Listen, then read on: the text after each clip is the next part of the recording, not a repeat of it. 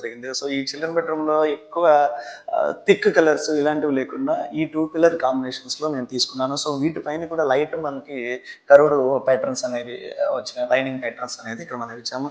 2 feet handle మనం ఇక్కడ use చేసాము.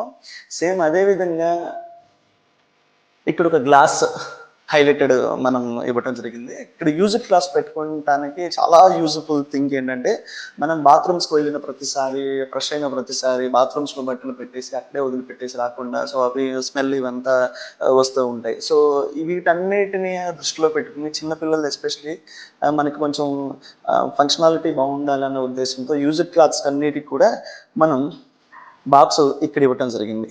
సేమ్ అగైన్ మనం ఇలా ఈ డోర్ తీసి మనం క్లాస్ అన్ని లోపల వేయటం కొద్దిగా కష్టంగా ఉంటుందని చెప్పేసి మనం ఇంకొక డోర్ ఇక్కడ ఇచ్చాం. సో దీంట్లో మనకు స్పెషల్ ఏంటంటే ఈ పై డోర్ ఓపెన్ చేసుకుని మనం క్లాత్స్ అన్ని దీంట్లో వేసుకున్నప్పుడు సో ఎక్కువ బెండ్ అయ్యి తీసుకోకుండా ఈ డోర్ కూడా మనం ఇక్కడ ఇవ్వడం జరిగింది. సో దీనివల్ల ఏంటంటే కొంచెం మనకి యూజర్ క్లాత్స్ అన్నీ కూడా దీంట్లో పర్ఫెక్ట్గా సరిపోయేదిగా ఉంటాయి. సేమ్ అగైన్ అలానే చిల్డ్రన్ బెడ్రూమ్ అంటే ముఖ్యంగా ఉండాల్సింది స్టడీ టేబుల్. సో ఇక్కడ ఈ హౌస్ ఓనర్స్కి ఇద్దరు కిడ్స్ ఉన్నారు. సో ఒకళ్ళు స్టడీ టేబుల్ మీద లేదంటే ఎట్ ఎ టైం రెడీ చేయడానికి కొద్దిగా ఇబ్బందిగా ఉంటుంది అని చెప్పేసి సో ఒకళ్ళకి ఫోల్డింగ్ టేబుల్ అనేది ఒకటి చేసి ఇచ్చాను. ఒకటి ఫిక్స్డ్ టేబుల్ ఇచ్చాను. సో రూమ్ కంజెస్టెడ్ అవ్వకుండా ఉండాలని చెప్పి ఈ విధంగా మనం ప్లాన్ చేయడం అనేది జరిగింది.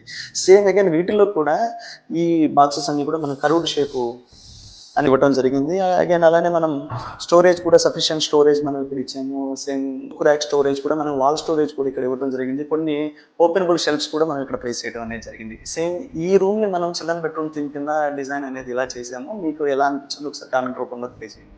Thank you me sir interiors.